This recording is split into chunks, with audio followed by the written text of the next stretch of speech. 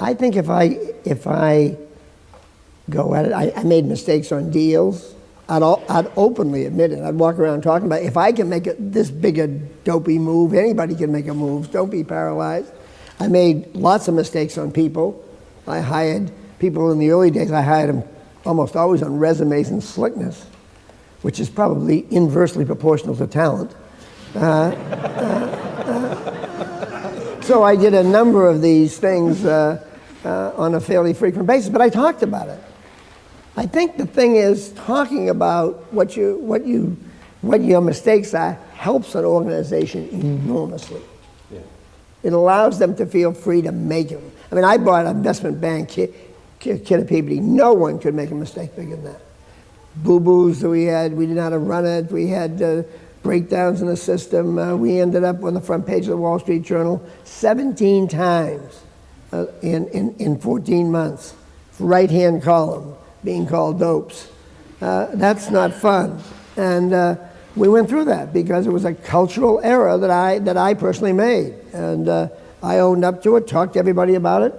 A boss's entire job is to get the combined intellect of his team to be raised to a new level and to instill spirit. Find every way to celebrate. Find every excuse to have a party. Every little victory counts. I mean, it is so, if a boss can't energize, if he or she can't excite and make people want to be there, they shouldn't have that title. Well, I think people too often think of innovation as going to the lab or going off in a garage and designing something new and bringing it to market. I think innovation's all around you. You see or smell something that somebody else is doing, you adapt it to your place and take it to new levels. That's a breakthrough for your company. And the process never stops. And if you've got a company that has a mentality inside that is filled with searching for a better idea every day, not just as a slogan, but as a real concept, you will have innovation around you all the time. Classic example, we had an innovation by going to India. We went to India in the late 80s. And we went there to sell lots of products to 1 billion people. Well, 15 years later, we still haven't reached $1 billion in sales. But we've got 41,000 employees because we found intellect. And we were the first people to go there and build huge R&D centers, technology centers, by using the intellect. That was it. That's innovation. Getting stuck in one corner when bureaucracy won't let you sell products, but finding another answer, intellect, and capitalizing on it. So I think innovation is everywhere. I think it's in the structure of your organization. I think it's in every process you deal with. It's just finding a better way to do things every day. And I think everything has to be a closed loop. You drive it with people, you measure it with the people, and then you go visit it. And you go visit the progress. Now you'll get a lot of air and nonsense when you go visit, and you'll see it'll be, I mean, for example, in Six Sigma, if the amount of savings I was presented in the course of Six Sigma were all added up, it would have been larger than the GDP of the United States. So, I mean, the PowerPoint slides can accumulate enormous events. So all these things are hyped to an extent, but they gotta be. You cannot make change with rational behavior. You cannot make change by, like, let's have a quality program. Quality is good, everybody. Let's go at it. Let's make sure our customers feel good with our quality. You gotta say, no, our quality stinks. We've got to improve it dramatically. Only the best people can be on it. Half of our offices by the year 2005 will have been black belts in quality. The stock options and the awards are going to those leading the efforts. And you've got to be a maniac about it to move it. You've got to be over here with the needle to get the needle here. If you're sitting there comfortable in what you're doing, you can be sure with your nice awards of #1 here, #1 here, #1 Zagat, and #1 this one, #1 that one. Somebody's out there waiting to pluck you. And you can't get comfortable. And at that rate of change, if you start seeing stuff, you got to move.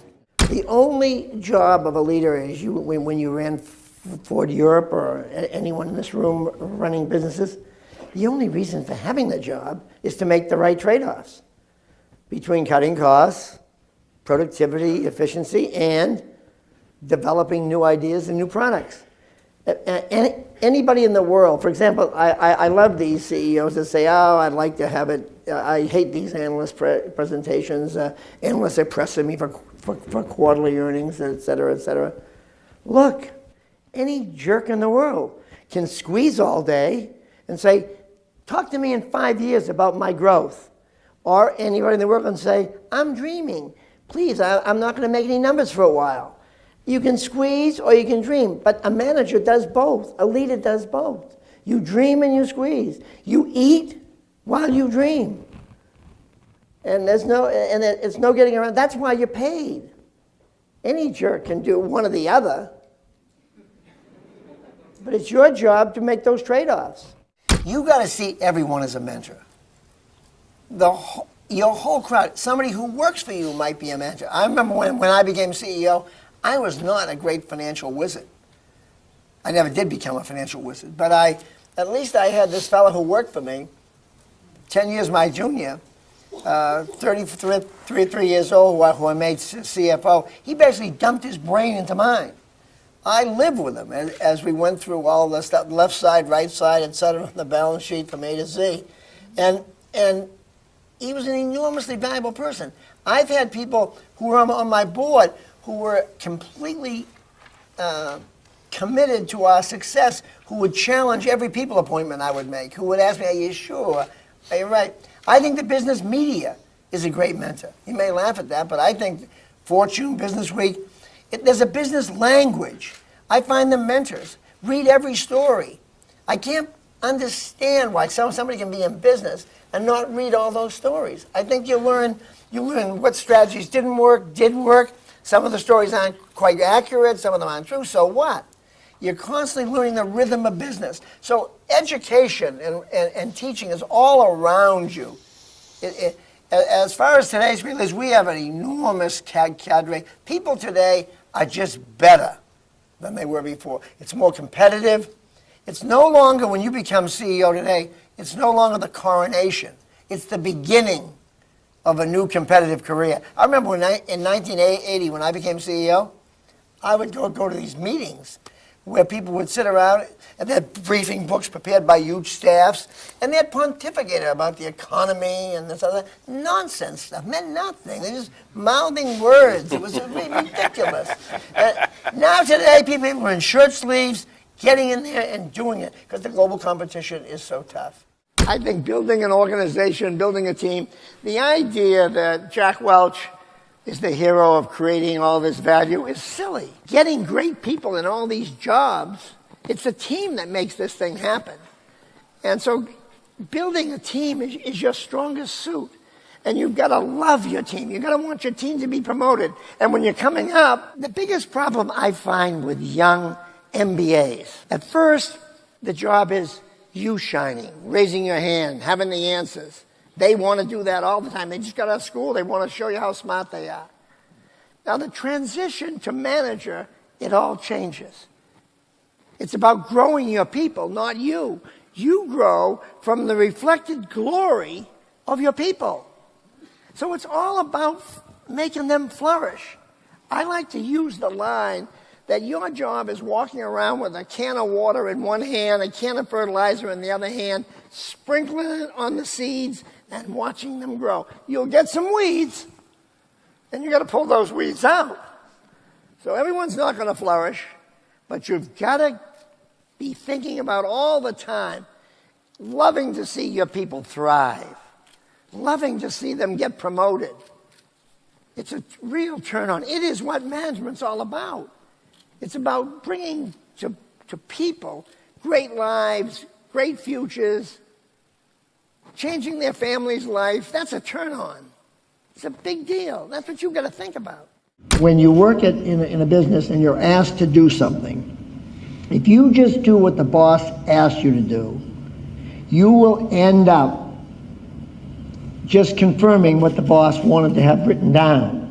They already knew the answer when they asked the question. So your job in a new job is to over-deliver. Give them new perspectives. When anybody asks them, schools ask you for a problem solving in a case, or anything, then they ask you the questions. So you answer the questions. You don't get the answer. You don't get the questions in business. You have to develop a perspective that's wider. And I always tell the story of my first job. I was a project manager on a little plastic operation in Pittsfield, Mass.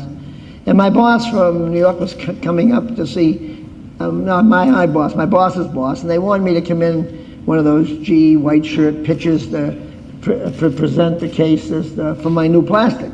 Tell them where I was going. So I got all prepared and everything else. But what I did do was I didn't talk about my project alone. I talked about the 10 plastics in the industry, where they were going to be in 5 years, their cost structure, from Dow, Celanese, DuPont, etc. I developed that package, and I gave my boss's boss this picture of the industry. I think that's how I got noticed there. I got out of the pile because I didn't just give him my project report. Here's what I did yesterday, here's what I did tomorrow, here's what we'll do next day. I gave him a perspective and made him look smarter. He now knew more about the industry than he ever knew. And that's what you want to do. You always want to over-deliver. Never do what the assignment is. Do more than that.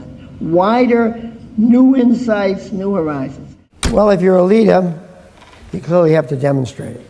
You have to be open. You have to be able to admit mistakes. You have to be able to cut through the businessese. You've got to be able to talk to every person in your organization in such a way that they know where they stand. No one can be a manager without, no one can call themselves a manager and have employees working for them when the employees don't know exactly where they stand, where they are relative to others, and where they're going in their career. When you're debating a deal, you've got to have an atmosphere where everybody gets it on the table. Not massive PowerPoint slides, numbing charts that put people to sleep, but really dialogue, face-to-face, eyeball-to-eyeball confrontation about why the deal works or doesn't work. And you demonstrate that yourself. You yourself will be, if the place is tied up in its knickers, it'll be because you are setting an atmosphere that isn't open, isn't fun, making fun. We used to make fun of people that wouldn't be open, josh about it, just to try and lighten the thing up so they'd get there. Candor can kill you, though, because candor, if you're in a stiff, rigid hierarchy, you've got to be able to use it right. Because if nobody above you is practicing it and you coming in swing for the fences, it could be troublesome. So I happen to believe it speeds everything in business. It speeds decision making. It moves the organization competitively faster. It gets people to be open about where they fit. I was over at the BBC this week, and this place is the most paralyzed place I've seen in my lifetime. I mean, thousands of people are walking around frightened to death about what's going to happen. Are they going to get sacked? Every interview I had, they asked about, somebody here's going to get sacked in this new round we're going through here. And no one knew where they stood. And so the management there is just being cruel. So employees are walking around not knowing where they stand. You can't have an organization where people don't know where you, as the professor of organizational dynamics, but you've got to let people know where they stand. They can't be in this frightened paralysis state. Nothing happens.